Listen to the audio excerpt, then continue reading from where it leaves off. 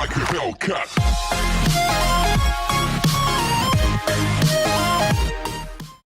Hello and welcome back to the channel where once again it's time for another Sega Master System review. Now if you've been watching my channel you will know that last week I covered Shadow Dancer and the week before I covered Shinobi, so I thought it was the perfect time to finish off that Shinobi trilogy on the system by taking a look at the game known as the Cyber Shinobi, sometimes called Shinobi Part 2, which came out in April of 1991 over here in the PAL region. It was only released in Europe, Australia and Brazil, and it served as a direct sequel and follow-up to the original Shinobi.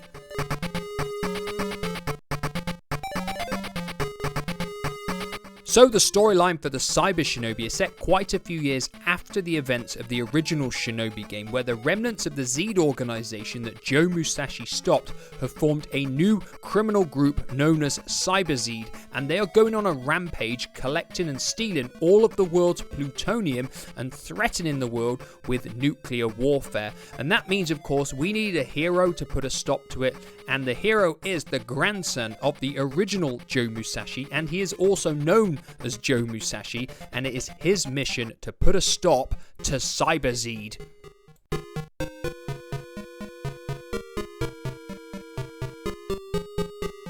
So like I always do, I'm going to start with visuals first, and if you were looking at still screenshots of this back when it came out in magazines, you could probably be forgiven for thinking that the Cyber Shinobi is a pretty decent looking game. Your character model looks quite good, all the backgrounds and the stages that you play through don't look too bad, quite use of colour, and they all differ from one another quite well. It's when the game starts moving that we start having issues, because the game has this choppy and jerky feel to everything, whether we're talking about the scrolling from different screens to different screens, or whether we're talking about the animations for all your attacks or the enemy attacks. It just looks ropey in all fairness. It's nothing like either Shinobi or Shadow Dancer, which were pretty good, well moving, smooth to play games. It just doesn't even resemble Shinobi in my opinion, and it is a massive disappointment. Now another huge negative is obviously the fact that the HUD display at the top of the screen takes up about 1/3 of the screen just to show you your life, your power, your ninjutsu and what shooting ability you've got and the time left. There's no way it needs to take up this amount of space, and it reduces the visible screen size by quite a bit. Now the game does have better effects for its ninjutsu magic than the other two games I've spoken about, which is actually a plus point. But apart from that, the Cyber Shinobi is really lacking overall in the looks department. So moving on to the sound effects and music next, and I'd love to say that this game has got some standout tracks like the original Shinobi, or indeed Shadow Dancer, which had some reasonably good music, but unfortunately the best thing I can say about the Cyber Shinobi soundtrack is that it's repetitive and quite irritating. There aren't really any standout tracks on this game, certainly nothing near the quality of the original Shinobi game that came before this. I find it very hard to say anything positive about the game musically. In terms of sound effects, another word comes to mind, and that's repetitive again, because the sound effects on this game are pretty rough, especially the dull thud that you're going to hear over and over and over again as you hit an enemy with a kick or a sword. It's very strange that when you use your sword, it makes a dull thud sound on an enemy, completely the wrong type of sound effects. You do get sound effects for explosions and your ninjutsu magic as well, which is nice, but the fact that you're going to hear the one thud noise over and over and over again really irritates me.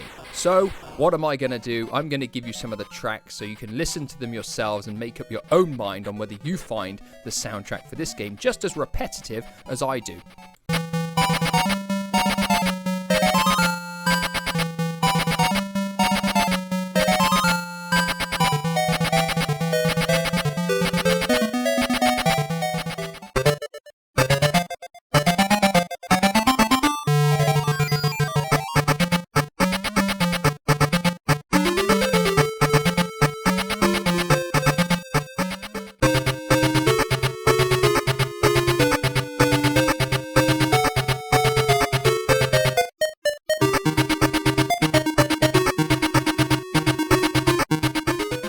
So moving on to the gameplay next, and if you've watched a few of my reviews in the past, you may well have heard me say that for as bad as a game looks or as ropey as it sounds, if it still plays a good game, it can be enjoyable to play. But unfortunately, this doesn't apply to the Cyber Shinobi because it plays just as bad as it looks, unfortunately. And I think a lot of that falls down to the graphics engine being so ropey and jerky. It just translates into the gameplay. It feels unresponsive, it feels clunky, it just feels pretty unsatisfying to play overall. Now, in terms of the control scheme, it does actually play relatively similar to the original Shinobi. You move from side to side with the D-pad. Unfortunately, you can't keep scrolling in this game because you have to defeat all the enemies on the screen before you move on to the next area. You attack with button 1 and you jump with button 2. Unfortunately, though, your standard attack isn't shurikens in this game. It is a very, very short-range sword attack, which is pretty crappy to begin with. You can get shurikens as a power-up, but they can run out because you only get a certain amount of shots, which is very frustrating too. They can be upgraded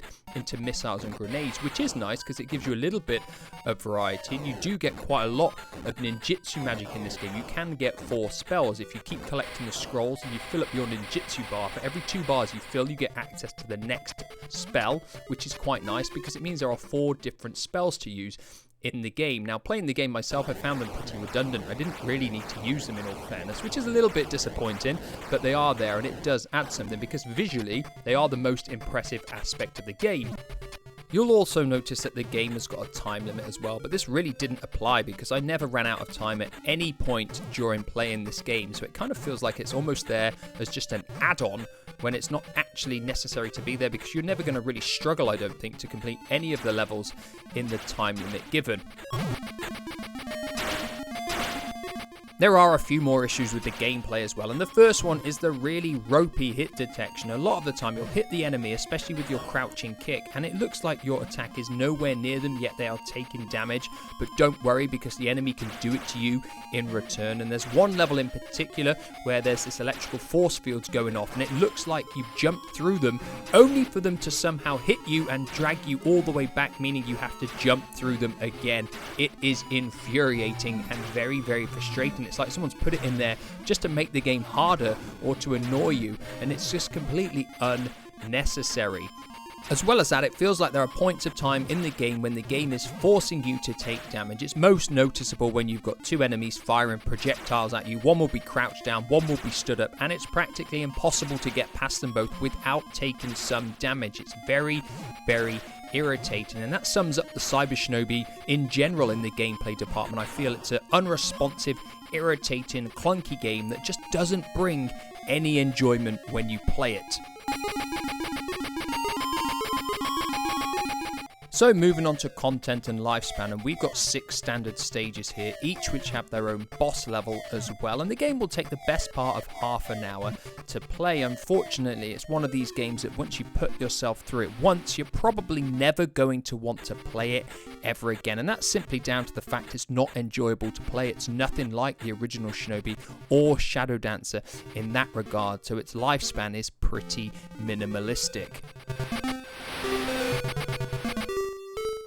So like always, that leaves us with our 2 final questions. Is the Cyber Shinobi still worth playing today, and will it feature in our Master System top 10? Now, it will probably come as no surprise when I tell you I don't think the Cyber Shinobi is worth playing at all. It's too ropey and jerky in the way that it moves. I feel the music and the sound effects are irritating. Now, I know that's subjective. There may well be people out there who think the soundtrack to this game is actually reasonably good, and that is fine. Music is a matter of taste and opinion, but in terms of gameplay as well, it's just not as responsive and as smooth or as fun to play as the other Shinobi games on the system. So I can't really recommend the Cyber Shinobi as a game to go out and play. Now, does it feature in our Master System top 10? Looking down that list, you'll see we've got pretty decent games in there now. And the only game that I think it had any chance of knocking out of the top 10 was Street Fighter 2. But Street Fighter 2 has a 2-player mode, and this doesn't. and this game isn't enjoyable to play as it is. So, that being said, Cyber Shinobi does not get into the Master System top 10. I just don't think it's good enough overall. It's got too many flaws. The massive HUD covering up nearly half the screen is another negative. I just think there's too many negative points to this game, and there aren't really a whole lot of positives. So the Cyber Shinobi does not make it into our Master System top 10. Now, like always, these are just my thoughts and my thoughts alone, and I'm always interested, like I say, in hearing other people's opinions on any of the games that I review, and the Cyber Shinobi is no different. Let me know down below if you bought this game when it came out, if you think of it much more fondly than I do, because I don't think it's a very good game at all. Give me your comments. And that is it for this week. Thank you for watching, and like always, I'll be back in the near future with another review. Goodbye for now.